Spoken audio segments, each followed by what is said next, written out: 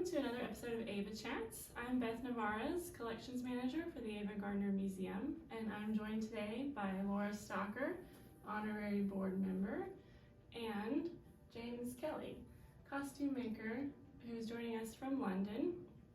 He's currently working with the English National Ballet, and he reproduced a couple of Ava Gardner costumes for us that are currently on display. So we're very excited to have him joining us. And so today we're going to be talking with James about the reproduction costumes he created for us, as well as sort of his background and journey in costume making. Well, we're so excited to have you here, James. James, this weekend we've been having a lot of fun chatting with you and seeing the beautiful work that you've recreated for us. And I know that the museum got in touch with you several months ago in spring, and we were trying to think of something, different. We try to do something different every year for our festival and for our exhibits and kind of think outside the box. And we were certainly aware of your work from your wonderful posts on social media, and got in touch with you and talked to you about a couple specific costumes for one of Ava's, probably one of her most well-known roles today, the 1951 adaptation of Showboat, which for those who aren't aware, that's the first time in the United States that people got to see Ava Gardner in Technicolor. So that's really neat. It was released here first in Technicolor, and then Pandora was released later. In the UK, Pandora was released first, and then Showboat. I think that's one of the reasons it's so well known, because you get to see this beautiful lady in all the beautiful glory of Technicolor, and not just any Technicolor, but MGM Technicolor and MGM costumes and Walter Plunkett costumes. So tell us a little bit about kind of, what you've recreated for us and your process. Okay, so the two dresses that we decided on between the museum and myself were the green plaid dress, which is probably Ava's most iconic dress from Showboat. And then the other dress we looked at was one that was filmed, and she wears it in a lot of the publicity photographs, but the scenes were eventually cut from the film before it was released. And that's a striped dressing gown, and it was used in the opening scenes of the film, where she gets given the coral necklace that she then gives to Queenie. And we decided on these two costumes because they're considered lost costumes. They were last seen in 1970 when MGM sold off all their assets, and they're listed in the auction catalogues, but then they've never been seen since. So hopefully they're still out there somewhere, but that's why we decided on these two particular dresses. And if anybody watching this knows where they are, get in touch with us. We'd love to speak with you. Yes. But what a great selection, because for those who have seen Showboat, she has all the costumes in that film are quite stunning. And there's a real mix of costumes because the characters go through quite a lot of arc. Yes, and also because they have costumes which are clothes. Yes. And then they have costumes which are costumes. Exactly. Yeah. Exactly. So it's a really interesting mix, and I love that those the rationale behind the two that you picked. So now that we know which ones you have on display, and we'll share some photographs, of course, of that. And we encourage everybody to come see them in person, because photographs don't do them justice, as great as our photographs will be. But tell us a little bit about kind of the process of working on those two dresses, researching them. What were we as the museum able to help you provide in terms of your process? So once we decided on what we were going to recreate, the museum very kindly measured dresses of Ava's that they have here in the collection, so that I could have her measurements to work on, because obviously the idea was that we were going to reproduce them to her size.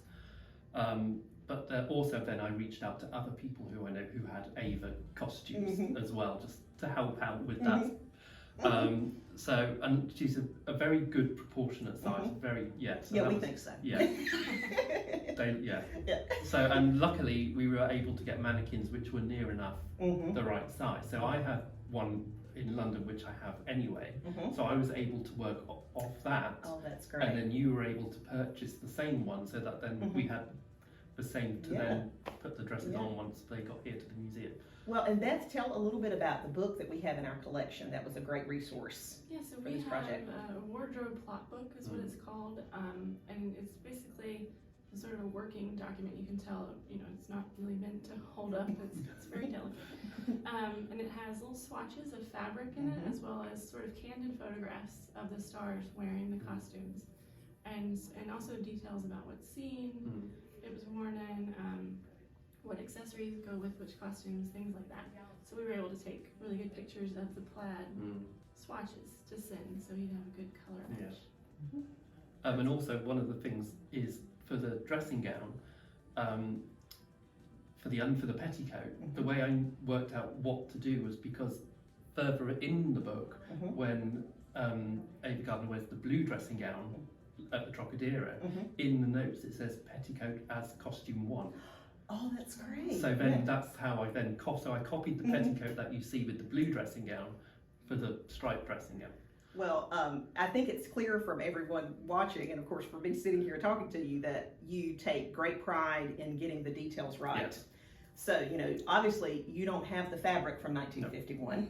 No. How did you manage to create, basically, I mean, it's amazing. We have it on display in the museum next to an enlarged photograph of the same costume, and all the layers and the details and the fabric and how the fabric meets and touches and all of that. I mean, it is amazing, the level of detail and I'm going to say perfection that you achieved. So, you know, tell us a little bit about kind of how you worked through that and sourced those materials. So obviously we were not ever going to be able to find the same fabrics because they're just not produced anymore. So the only way to do that would be to get them specially printed. And that's not really in my realm because I don't know how to do digitization of fabric. So a very good friend of mine, Jonathan, who is also a costume collector, went, I can do that for you. So I sent him the images, and then it was just for the plaid particularly, the stripes were easy because we had the measurement, so that worked straight away. But with the plaid, it was a lot more complicated, trying to get the scale right to what was in the book, but also what you see on the dress in the film. And it took several attempts. So Jonathan was getting the images, to just scaling the images and then sending them to me, and I was then printing them out on paper and then cutting them out to try and figure out if we got the scale right. And in the end, the way we worked out the scale was because on the dress you have the hanging panel on the left-hand side of the dress, and because we knew what her waist to ground measurement was, we counted the number of yellow squares on the panel, and then divided that by the waist to ground measurement, and then that's how we got the scale. And then made sure that worked within other areas of the dress where the plaid was used. As someone who loves detail, and Beth and I have a lot of fun working with the museum and writing blogs and other things and really kind of researching artifacts and getting the details just right, and you go through such a journey of discovery on those things, which is just so much fun. And it sounds like you and Jonathan have, even though it probably sounds like laborious, but at the same time you're probably like, this is so fun. Yeah, and as I said last night, we worked out the pattern and we worked out the scale, and then we were I was in London and he was here in America, and I'm trying to work out the front of the dress to get the plaids to do what it should do. One side we could get to work perfectly, and the other side we just couldn't do it, and I was folding the paper on the squares, as you see it, just wasn't going where it needed to go, and we just couldn't figure out what was going on. Why was it working perfectly on one side and then not on the other side? And then suddenly Jonathan went, I've got it. I need to reverse the print. Because the original fabric was a woven fabric, and they've used both sides of the fabric, which is something that we weren't able to do because it was a printed fabric. So we had to have a left-hand side and a right-hand side printed to get it to do what it needed to do. Isn't that amazing? Wow. And then it was obviously then making sure I was using the right print on every part of the dress. So you had to go back to all of your research and identify. Literally, I would sit there with the fabric and the pattern pieces and the film on the television, freeze framed for the part of the dress I'm working on, to check that and it was double check, triple check all the time to make sure I was using the right piece of fabric and that the plaid was all going the right way. It just makes you appreciate it that much more now that you see it in person. That's amazing. Now I've been really curious so you mentioned the petticoat and how you decided how to do that. But how do you normally sort of figure out what's going on in terms of the undergarments that are going to go under the dress? So obviously that one we knew what it was, but a lot of the underwear from the films is lost. We don't really know what it looked like, and the few petticoats that I have seen from MGM films were either petticoats that were worn over crinolines, or a few that come from a later period, so like the 1900s. Nothing really from when the story's set. So I was like, okay, I need to think about this. How am I going to do this? Because I want something that will be right for the period that they were making the film and making it look like the 1880s. So Let's reiterate that 1 second. You want to get undergarments that were from the time, so 1950s, but made to look like, yeah. but weren't from that period. Yes. So it's very, it's complicated. Yes. So the way I did it was, I was like, okay, I need to look at other Walter Plunkett films that were set within that same period as Showboat's set. And luckily, there's one film that came out a few years earlier, which he designed, called The Forsyte Woman, starring Greer Garson and Errol Flynn. Yeah. And there's a good one. There's a particular scene in it where you see Greer Garson take her dress off in her bedroom to then put on another dress, and you get to see the back of the petticoat and the shape of the petticoat. So that's what I was like, okay, that's what I need to do, because it's coming from the same studio and it's the same designer and the same period. So that was where I was going with the petticoat to go under the plaid dress. And then there's also a little bum pad in that's sewn onto the petticoat, which you see Greer Garson, or hers, she has one. And several years ago, one of Marge Champion's dresses from Showboat came up for sale, and I was fortunate enough to get photographs of the dress from the auction house. And one of them that they sent, you could see inside the dress, and you could see the bum pad that was in the dress. So again, I was like, okay, that's how they did it. Wow. It's the same film, so that's how I approached that. Yeah. So I was making the same as what was in another dress from the film. And is part of that also how the dress fits on Ava in the film? Does that go into that decision making too? They are, every studio cuts their dresses in a different way, which a lot of people don't realise. And also, Walter Plunkett's are probably all like the way the seaming is probably most period within the context of the time they were working in. And something that I'm working on these is, which I've discovered, actually it's a feature that I really like, is that they don't put a side seam in the bodices.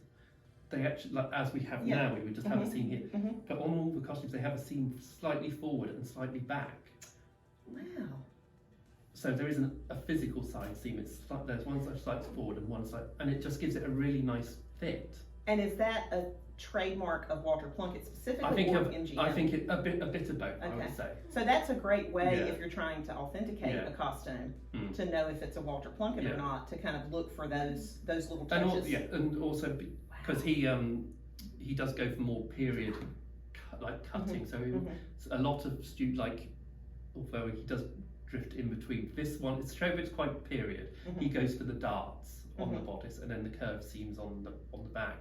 But in other films, he does the princess seam. So in Raintree County, they're cut with the princess seam. So but he does go for the more period cut and the slightly backwards shoulder seam.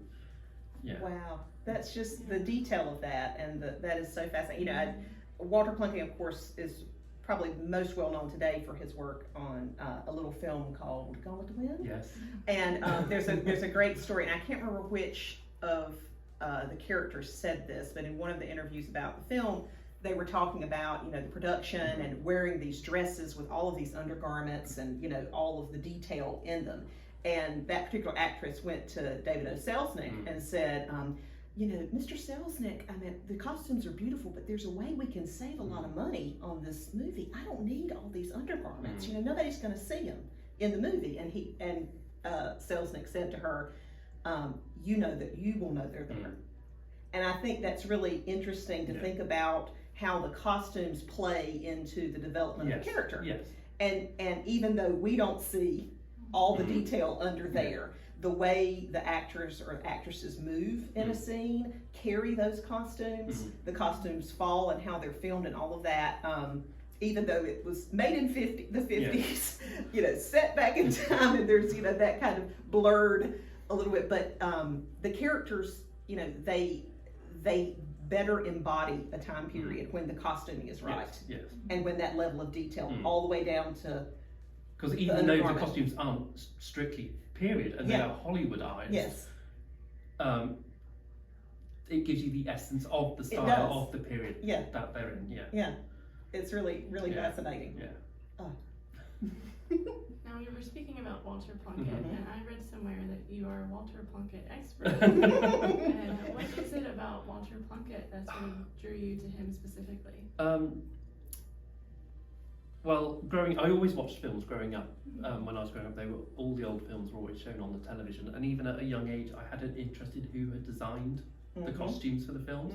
So I was always watching to see the names. And I think for him, his costumes are just very elegant and very refined and very stylish. He doesn't overload them, and his interest is more in the silhouette and the fabric he's using and the way he can work with that fabric to produce interesting looks rather than having the fabric but then embellishing on it even more.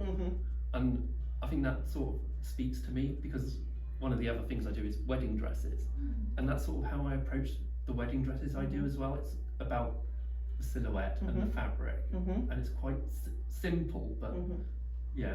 One of the things I thought was really fascinating that you were sharing last night at our event, and a little bit of what we were talking about here a minute ago, is his attention to the fabrics and the type of fabrics being used, and how that helps inform the character. Can you speak a little bit about that and how that worked in Showboat specifically? So obviously in Showboat, at the beginning of the film, they're not wealthy, so nearly all the costumes, bar the costumes, the clothes that they're wearing are made of cotton or wool. They're very basic fabrics, which is what they would have afforded at the time. But then later on in the story, when Magnolia and Marion moved to Chicago and they have money, Catherine Grayson's clothes then become a lot more wealthy looking, and the fabrics change that he's using. So you see her in velvets and silk and organza. And then later on in the story, once Howard Keel has left and she goes to live back home with her family, the costumes then change again and go back to being the cotton dresses, but not quite as simple as they've been when she was a young girl. They are more, again, a bit more elegant and more fitting for an older woman that she was playing at that time. And you can see that, of course, in Ava Gardner's arc. I mean, she's only in Showboat for about 30 minutes on screen. Yet we talk about this. We've talked about this previously when we've written a blog about the film and done some other information about it for the museum.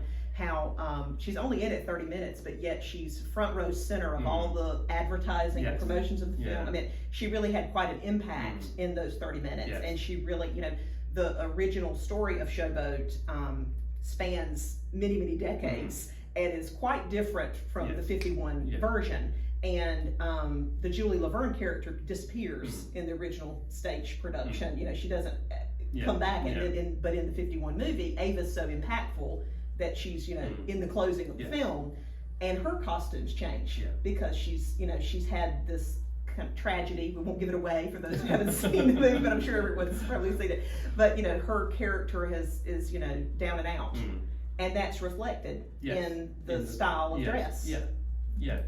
Particularly in the last dress that you see her in. But again, she's obviously, because she's she has her normal clothes, which are the cotton, the green plaid, which is a cotton dress. But then her good dress, which you see her when she leaves, is a silk, because it's her best dress. So I think that's really fascinating, and that, again, talking to you and seeing some of the film last night at our screening, just makes me appreciate those things even more and start to notice these details. And it's amazing how you can love a movie and watch a movie, which feels like constantly, endless number of times, and yet you still discover new things. And we were having a little conversation before we started the video today about some new discoveries you made. But for me, and watching the movie last night. I've obviously been living with this film for 6 months, practically every day.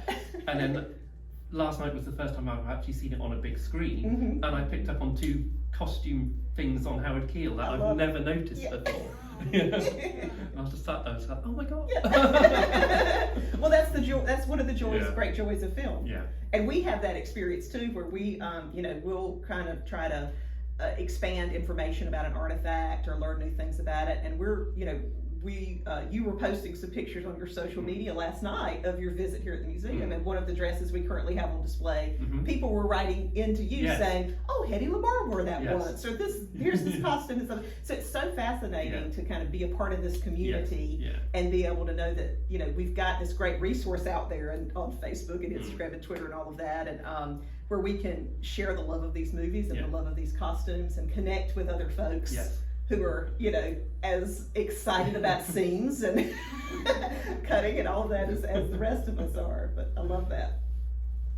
Now, I was curious, and it's probably difficult to choose, but if you had a favorite Ava Gardner costume, either from Showboat or in general. Which one would it be? I haven't seen all of the films. But there's one in The Great Sinner, which is a day dress. And it's in black and white, but I know what colour it is. And I think it's a scene where they're having a picnic, and it's a grey organza with birds or butterflies embroidered on it. I love that dress. It's very ethereal. Yeah, that's lovely. I love that dress. I love this question, Beth, and I feel like we both need to answer it. So you go. What's your favorite? Oh man. Her costumes that I've gotten the pleasure of working with, at least, and seeing in person. We have one on loan right now from The Great Sinner, and it has this really cute little yellow jacket and all these buttons down the front. It's like black velvet bodice and then like a striped skirt, and it's just so pretty. It's beautiful, yeah. It's so I love that. It's difficult to put on. But You appreciate the craftsmanship in the dress. And the time it took to get her ready for her scenes in that dress. And everything that's really beautiful. Well, I've never seen them in person, and I don't even know if they exist anymore, but all of the costumes that Beatrice Dawson created for Pandora and the Flying Dutchman, I'm mad about because of how the detail in those costumes and all the references to like fishing and like there's little seashells on them, there's netting, and there's all this detail around kind of character building and setting up this really fantastical film, which is it's one of my favorite, if not my favorite, Ava films. And Beth and I've done a lot of work talking about that film, so just geeking out over the costumes of that. It's like, did you see this? She looks like she's slithering. It's amazing. Yeah. So if I ever get a chance to see any of Beatrice's work from that film, I would really lose it. So if anyone out there knows where they are, please tell me. I do have another one. Go for it.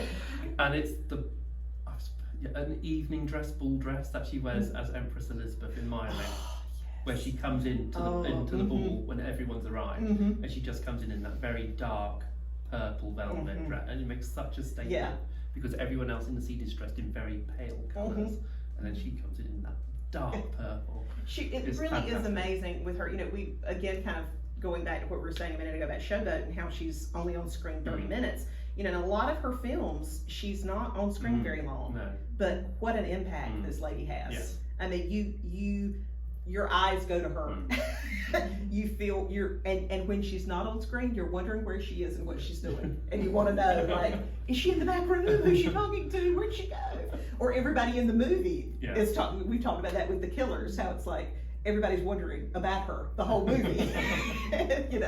So I think that's a real testament to Ava and how she was such a commanding performer in what she was given. She made the most of what she was given to do, and she wore costumes beautifully. Yes. Yeah. Well, you were sharing some details, to go back to Walter Plunkett for just a minute, a little bit about how he cut his fabric and what you've learned, kind of especially in doing these particular dresses. So he always used, rather than patterns, he would work like stripes and plaids, and he would use that to create the decoration within the costume. So the dressing gown has this wonderful chevron stripes around the hem of the dress, and that's something that he reused. The idea, he did something very similar on a dress that Elizabeth Taylor wore in Braintree County, which you can't see. Well, you see it, but you can't. It looks like it's a printed fabric, and the swags come down and go around, but it's actually the fabric's been cut, and it's all in chevrons, all to create that swag around the fabric. And he loves circular cuts. It's something that something that he did nearly the whole time, all the way through his career, even though by the 50s circular cutting was coming back in, but obviously it's very much thought of as a 1930s thing. And that's how he always created his frills, and it's all circular, And doing the dressing gown, as I said last night, I was like, oh, you know, half circle frills, that'll work because it will take, and it just wasn't working. And I was like, I don't understand, why isn't this working? I'm following the stripes and it's not working. So I had to then actually cut bits of the stripes and manipulate it on the mannequin to get it to do what it needed to do to look like the photograph. And then I discovered that he'd cut them as a third of a circle, not a half circle. I feel like when this conversation ends, Beth and I are just going to go stand out there and listen to her for like the next rest of the day. And also the stripes on the bodice. So not obviously the lining is fitted and it's seamed as they were, but one of the things he would do would then, he wouldn't seam the top fabric in the same way. He would find another way to make it fitted. So on the dressing gown, the stripes are all taken in ever so slightly and greyed up so that the stripes are the normal width at the top, but then as they come down to the waist, they all get narrower as it comes down. Which is something I'd never done before, and I was like, oh, I can't do that. And I was like, but you're taking out such a tiny amount. I was like, God, I don't know if this is. But the effect. If I'm doing it right. Because obviously with the dressing gown, we have no film reference. No, it's all photographic. It's all photographic. So, but I did it, and it worked. I was like, oh my gosh, that's so amazing. That is just fascinating. Well, you know, something that our viewers might not realize is that you do this on the side. Yeah. I mean, just hearing all this detail, I'm like, how does this man have time to do all of this? You know, this is incredible, and it's clearly a passion. It's a passion. Yeah. Yes. And very rewarding. Yes. Because I can see it, your eyes, just the gleam in your eyes of just the excitement of these moments of discovery and of you know, researching and figuring out the tricks. Yes. How did they do it? Because Walter Plunkett's not here to tell us. And sometimes it's not as complicated as you think it is. Yeah. But I just love all of that. I'm just so fascinated by it. Now, do you have a sort of dream costume you'd love to reproduce that you haven't done yet? I have a dream Walter Plunkett dress I would love to recreate. And it's worn by, now I've got to remember the actress's name, and it's gone from my head. And we'll just overdub you saying it. Yes, it will come to me at some point. But it's in Braintree County, and the actress is only in 2 scenes. One is a ball dress and one is a dress dress, and it's the ball dress, and it's green silk. So it's a pale green silk with a darker green element around. So the strap's made in the darker green, and then it has the dark green crosses over at the front and goes around, and there's a bow tails at the back, but then it's all covered in a cream lace with gold edging. And again, it's what he's done with the lace. It's a floral lace with leaves, and one particular thing he's done is where the bodice is in a point at the front, he's cut the leaves, and it has 3 leaves that follow the line. So you have one up that comes up the centre front, and then the other 2 follow the line at the bottom of the bodice. It's so beautiful. Good luck finding that lace. I know it's such a beautiful. But again, it's not one of the well-known dresses. It's just on a secondary character. Yeah, and the detail of the secondary characters is amazing. Yes. Gosh. But I can't remember her name. And she was a contract MGM actress. Now I need to rewatch. All of this conversation makes me want to rewatch. But also her day dress, actually, which isn't in the short, but it's cut. So if you can only see the day dress in the long version of the film, and it's again, it's pale, like a pale brown, or it's a bit hard to tell if it's brown or grey. But then the whole dress is overlaid in black tulle, and around the hem, so it Mhm. has the hem up, and then he's put black diamonds appliqued all the way around the hem, and the collar is cut with a diamond shape, Mhm. and I think the sleeves are, and even the boots Mhm. had the sleeves. Yeah, Yeah. it's the detail. Well, you know, we've referenced a few films in our chat so far. Of course, Gone with the Wind, Showboat, of course. We've got Raintree County. We've got films that really kind of hit in that, you know, kind of 1840s to early 1900s sort of little window. Yeah. Is that kind of your, like, what you're drawn to? I do like a crinoline. Yeah, the crinoline. Who doesn't? Who doesn't? But I think also it just depends on what captured my imagination at the time. Yeah. Yeah. Mhm. Well, I think that's really, I had not made that connection until now. And, you know, just kind of in that same vein, we were talking earlier about, you know, lots of folks who are film fans and passionate film fans are also very devoted or, you know, sort of dabble in collecting. Yes. And, you know, I'm a graphic designer and artist by trade, so I'm drawn to a lot of ephemera. So I love poster art, advertising, a lot of that, which is fun because I can generally find stuff in antique shops for just a few bucks. And it's not very difficult to store. But you're a little passionate about a certain production. I am. And are quite a well-known collector in that. Would you share a little bit about that? And it fits perfectly into this time frame. Yes. Yes. So, as we've discussed, Yes. I collect costumes from the 1980s American TV series North and South, Yeah. which was designed by the designer Robert Fletcher, Mm-hmm. who's probably best known for designing the Star Trek films. And he's passed away only a couple of years ago, and he was nearly 100. I think he was 98 when he passed away.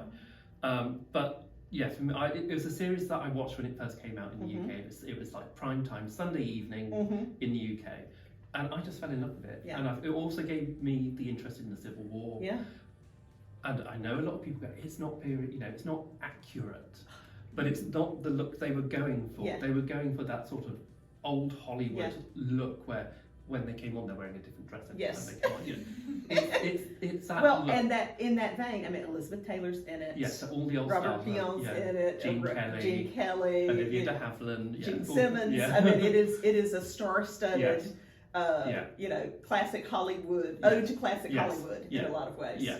So. Yeah, but yeah, I just love it, and I love collecting dresses from Oh. it. They are amazing. Yeah. Yeah. Well, I can And imagine. again, for me, being a costume maker, seeing how they're made. Yeah, for sure. Yeah. And the construction and Yeah. all the details. Yeah. Absolutely. I love that. And I'm ready to come to London to see these dresses. Or when you open your North and South Museum Yes. one day. Yes. We'll be there. So while you're with us this week, James, you're going to assess a few of the Ava Gardner Museum's costumes.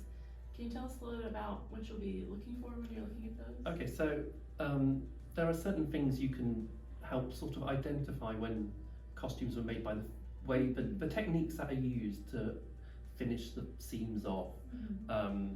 Because like modern clothes and everything has what over here you call serging, which we call overlocking, which was something that was never done on costumes. So that's a good way to sort of start where it falls period wise, and also the fabrics that are used and things like that.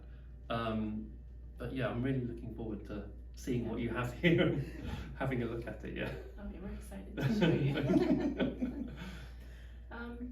Okay, well, I think that will wrap us up for today. Thank you so much for Thank joining you. us. This Thank you was for having so me. educational, and I really enjoyed it. Thank you so much. Thank you. And definitely come, you know, check out the museum and check out these beautiful costumes, and tell everybody real quick how to find you and follow you and Yes. connect with you.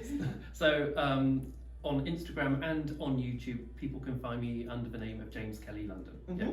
And I try and post every day on Instagram, and YouTube is normally typically once a month, but depending on the project, it could be twice a month. So the Ava Gardner projects, which are coming up this month and November, are going to be 2 parts each. And the first part for the first dress came out last night. Yay! And I saw it this morning, and it's great. And we'll be resharing all of those and sharing some of that information on our site as well of how to connect with you. But thank you so much for being here, and your work is phenomenal. And I know Beth and I are ready to go stand and look at it for the next hour or so, and then ask you all the other questions we didn't think of. So, but thanks so much. Thank you very much.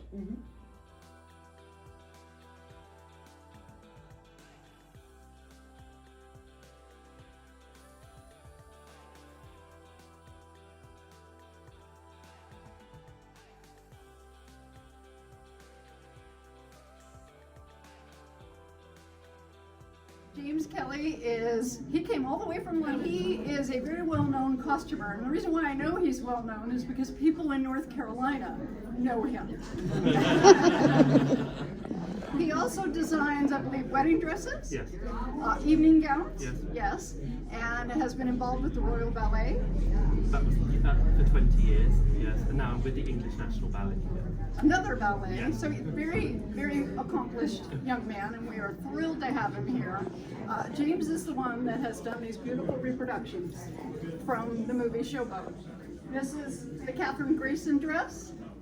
This is one of Ava's dresses that were in the publicity shots. This is the iconic Ava Gardner green plaid dress from Showboat. I think we all know this dress. I happen to know one of us loves this dress. That's right. He's also an expert on Walter Plunkett. So if you have any questions, and we're going to open this up to any questions for James, I'm sure he will be able to answer. I want to know a little bit more about the construction of this dress because you've made a amazing replica here.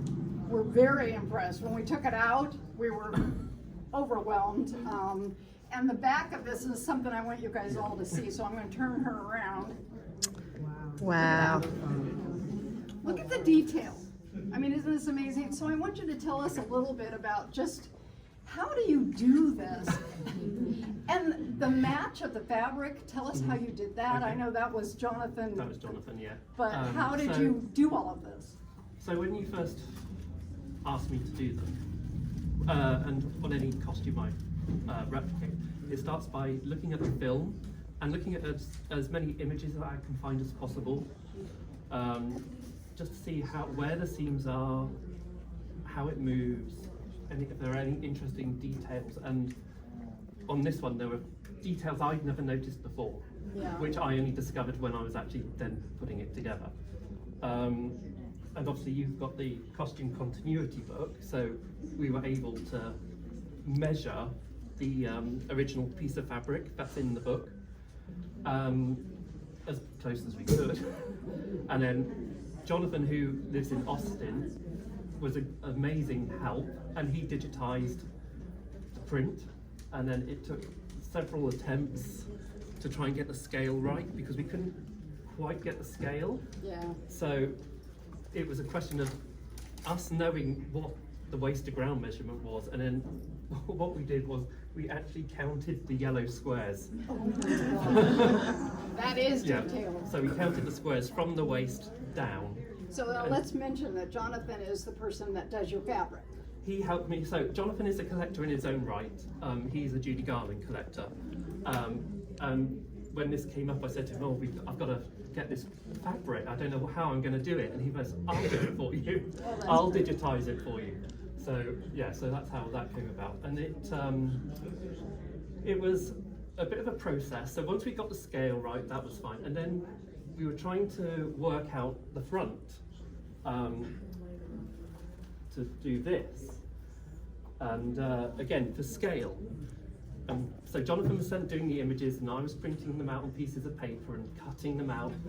And we could get one side to work, but we could never get the other side to work.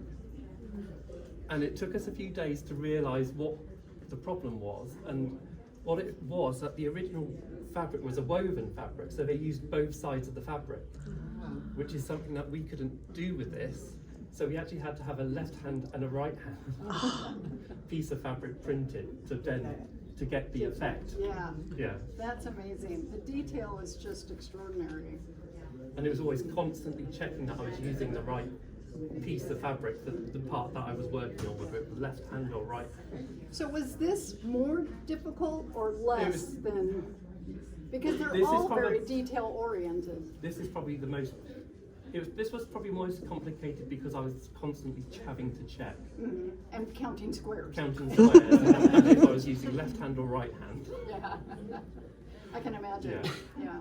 So now you are an expert on Walter. Yes, he's my favourite designer Is of he? all the Okay. Hollywood designers. So tell us what you like about So it. what I like about his designs is that they're very elegant, and he's more interested in the shape of the costume and the fabric and the way he can use that fabric. He doesn't load the designs down with bows and frills and sequins. It's very restrained and very elegant, and I think that's why I like them. I love that word that you're using, elegant. It's very, very apropos. Yeah. That's And great. he only uses embellishment in a very subtle way if he uses it. And also he uses fabrics for the station of the people that he's designing for. So for like Showboat, they're not wealthy people, and he uses cotton fabrics. And it's only later, obviously in the story, when Magnolia gets married and they move to Chicago, then you see her in silk and velvets. Yeah. He sort of understood the way the characters You know, that's went. fascinating. I never thought of it that way. That's fascinating. And also in the Little Women that he did, the 1940s, again, nobody's dressed in silk. They're all dressed in wool, in cotton, and he reuses dresses. So yeah, I don't know if anyone's familiar with that version of Little Women, but there's a dress at the very beginning that June Allison wears, a brown dress, and later on in the film he has Margaret O'Brien wearing the dress, which is what would have happened in the family. And it's not until Elizabeth Taylor comes back at the end and she's married, and she comes in this satin dress. Yeah. So he understands. So how long have you been doing just the design, or not design, I'm sorry, reproduction of, he's very careful about that, I might add. Not a design. The reproduction of costumes, how long have you been doing that? A very long time. I've always sewn, and I was never had any interest in doing anything else, and it was always costume. I never wanted to design. I never wanted to go into fashion. Yeah. It was always costumes. Yeah. That's cool. Yeah. And I grew up watching old films because they were always shown on the television every Saturday. Every weekday evenings at 6 o'clock there would be an old film. So I grew up with them, and that's where my interest came from. So what other stars, classic stars, have you done costumes for? I know you've got quite a list. Marilyn. Marilyn Monroe. The next one I'm going to work on for Christmas is going to be a Judy Garland. Oh my gosh, that'll be great. Which is Christmas themed, so I'm sure you might be able to guess which one it's going to be. And I love Gone with the Wind, so again, because it's being one of Walter Plunkett's favourite films, I've done several copies of dresses from that as well.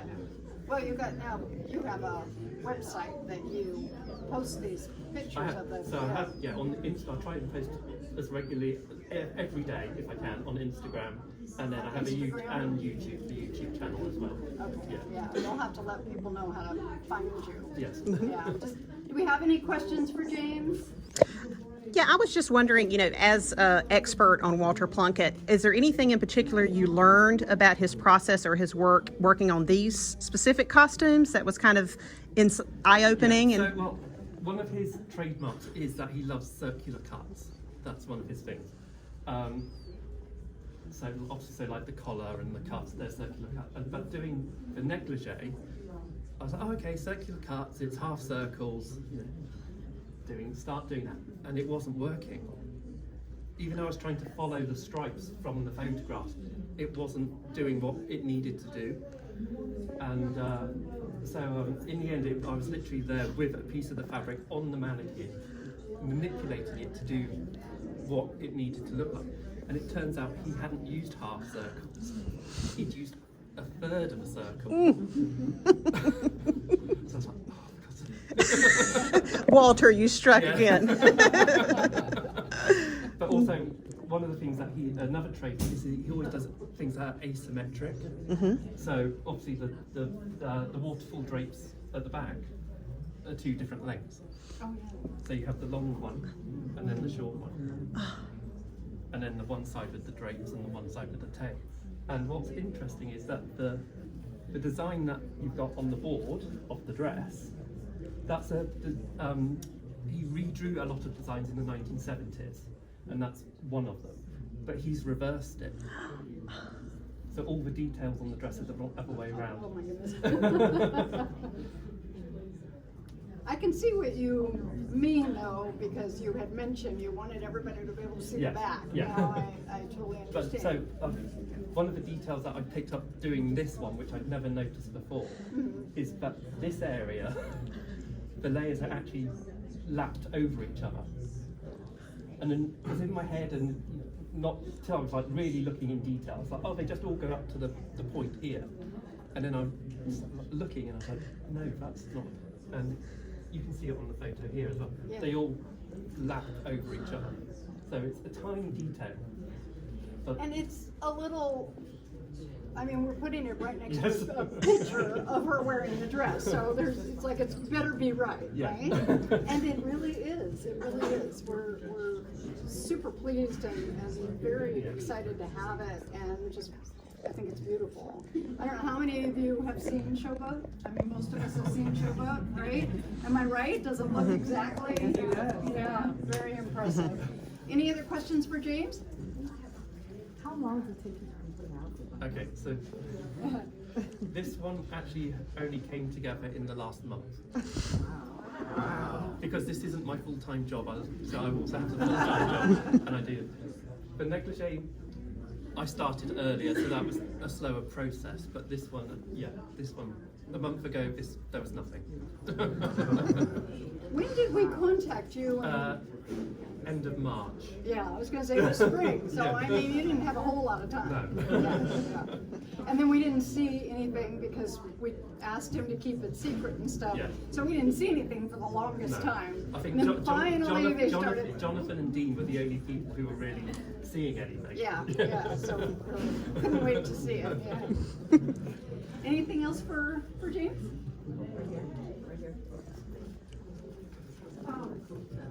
The green dress, what kind of material is that? And if you don't mind me asking, was it sewn by machine or? Okay, so it's cotton, What? made of cotton, which is what the original costume was made of, and it's sewn on the sewing machine, which is how. But there are hand sewn elements within that. So the hem's sewn up by hand. Some of the drapes are sewn on by hand, but the majority of the construction is done on the sewing machine. Because of it being a costume, it needed to have that strength. And costumes for commodities, they weren't. So they were reused. So, and this particular dress was reused in the film Cimarron in 1960. You can see it on an extra if you look very carefully. There's a scene where they come in like a carriage. A group of women come in a carriage, sort of an open carriage, and one of them is wearing the green plaid dress. Oh, really? Yeah. Wow. I didn't even know that. I didn't know that. You didn't know I didn't know that. Lora That's Stocker good. didn't know it. I should have just asked James. Now I know where to go. From now on, yeah. That's right. Yeah, we're gonna have James take a look at a few of our costumes. You also do some curating, Yeah, so I also conservation. So I've helped collectors with a few if they need things conserving, and I help them with that.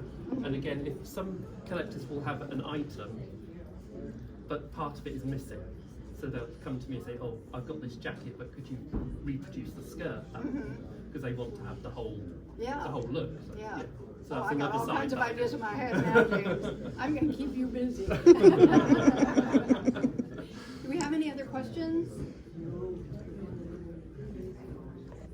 I do want to let you know we're going to leave this out for a little bit so that you can walk around. I'm going to pull it out. You can walk around and see the detail, how beautifully done it is, and then I'm locking it back up. So